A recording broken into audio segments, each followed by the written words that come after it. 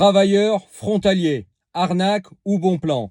Je fais suite à un commentaire qui a été posté sur ma chaîne YouTube et comme expliqué dans d'autres vidéos, je fonctionne de la façon suivante sur cette chaîne. Dès que je reçois un commentaire ou une question par mail en rapport avec la vie internationale, l'expatriation, le fait de vivre à l'étranger ou sur plusieurs pays, peut-être la moitié de l'année en France, la moitié de l'année ailleurs, le fait de travailler à l'étranger, on va en parler d'ailleurs aujourd'hui, le fait d'être digital nomade ou d'avoir une femme étrangère, un couple étranger, des enfants multinationaux, d'avoir une vie en plusieurs langues, très connectée avec l'international. Si la question est pertinente, qu'il y a suffisamment de matière pour que je puisse en faire une vidéo-réponse, j'y consacre une vidéo entière.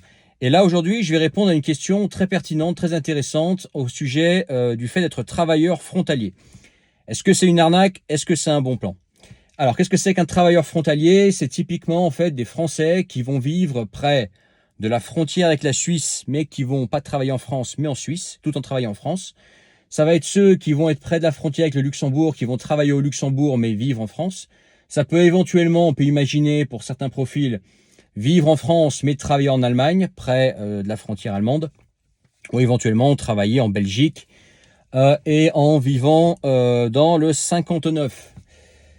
Ouais, je pense que ça peut se faire aussi. Mais bon, c'est surtout au Luxembourg et à la Suisse que je pense. Pourquoi? Parce que c'est là qu'il y a les salaires intéressants, c'est là qu'il y a des salaires plus hauts qu'en France. Et qu'est-ce que j'en pense? Est-ce que c'est une arnaque? Est-ce que c'est un bon plan? Je pense que c'est un très bon plan. Mais, il y a un mais, je vais y venir en fin de vidéo, donc reste bien jusqu'à la fin de la vidéo. Je pense que c'est un très bon plan, tout simplement parce que tu doubles, voire triples, peut-être même plus, ton pouvoir d'achat. Voilà. Tu vis en France, tu as le niveau de vie français, même si c'est à nuancer, et tu topes les salaires suisses ou les salaires luxembourgeois. Juste un truc, c'est que, attention, près de la frontière, près de la frontière luxembourgeoise, j'en sais rien, mais près de la frontière suisse, attention, le coût de la vie a tendance à être plus haut qu'ailleurs, parce que justement, comme c'est une zone frontalière, les locations, les propriétaires qui mettent en vente qui mettent en vente d'ailleurs, même en vente ou en location leur appartement, leur maison, savent qu'il y a les frontaliers, donc ils en profitent pour monter les prix. Donc les coûts peuvent être un peu plus élevés qu'ailleurs qu'en France, notamment en province. Mais globalement, moi je connais des personnes qui ont fait ça ou qui le font encore. Et effectivement, si tu es prêt à accepter ce dont je vais venir, le mais dont je vais parler en fin de vidéo, effectivement, c'est un très bon plan. Parce que voilà, tu passes, tu doubles au minimum, triple, quadruple, je sais pas, tes salaires. Et effectivement, c'est beaucoup plus facile de vivre comme ça quand ton salaire est plus élevé. Donc je pense que c'est un très bon plan pour ceux qui ont la possibilité de trouver du travail en Suisse, trouver du travail au Luxembourg et être embauché sur place. Ok. En ce qui concerne l'Allemagne, parce que dans le commentaire il y avait l'Allemagne, je sais pas, j'ai pas dans l'idée que les salaires soient bien plus attirants en Allemagne, sauf peut-être pour certains ingénieurs, oui, peut-être, ouais. Belgique, je sais pas, je pense pas que ça vaille vraiment le coup, mais Luxembourg, Suisse, je pense que ça vaut vraiment le coup. Attention au coût de la vie, comme je te disais, au bord de la frontière suisse. Regarde pour le Luxembourg, pareil. Le seul truc, c'est comment trouver du travail en Suisse, comment trouver du travail au Luxembourg ensuite, tu vois. Va falloir t'adapter au marché. Le CV va probablement être différent. L'approche envers l'employeur va être différente. La façon de communiquer probablement va être différente, même si ce sont des francophones. Les Suisses sont quand même, moi qui en ai eu pas mal de Suisses en client, c'est quand même des gens un peu différents des Français. Très agréable d'ailleurs, les Suisses à travailler avec eux.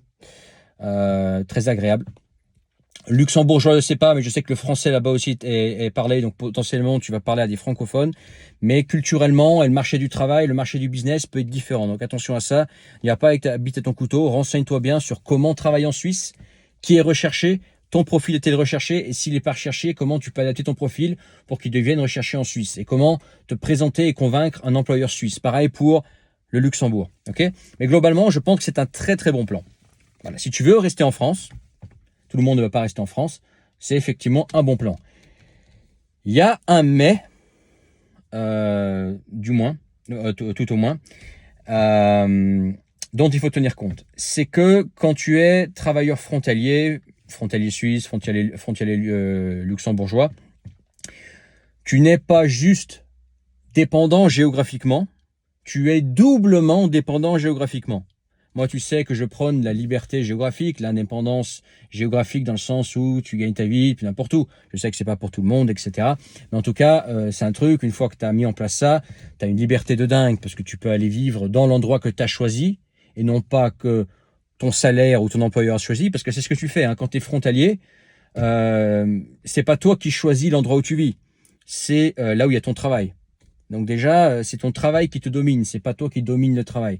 Moi, je parle du principe que il faut mieux bâtir un truc. Alors bien évidemment, chacun voit midi à sa porte, mais il faut mieux bâtir un truc que tu peux amener avec toi n'importe où. Si demain tu veux aller vivre, je sais pas, à Tenerife, tu vas aller vivre, je sais pas, au Monténégro, tu vas aller vivre en Bulgarie, en Pologne, ou tu vas aller vivre en Europe de l'Est, ou je sais pas, quelque part au Paraguay ou en Argentine, il faut que tu puisses ramener ton salaire occidental avec toi. Et ça, tu peux le faire si tu es indépendant géographiquement. Quand tu es frontalier suisse ou frontalier luxembourgeois, tu n'es pas juste dépendant géographiquement, tu l'es doublement. Simplement parce que ton travail est en Suisse, ton travail est au Luxembourg, mais toi, si tu veux que ça vaille le coup et que tu veux pas passer ta vie dans les bouchons, parce que ça aussi, ça, hein, être frontalier, c'est des bouchons, hein. Moi, j'ai vu, hein, donc j'ai vu ce que c'est qu'être frontalier, j'ai vu les bouchons en Suisse le soir.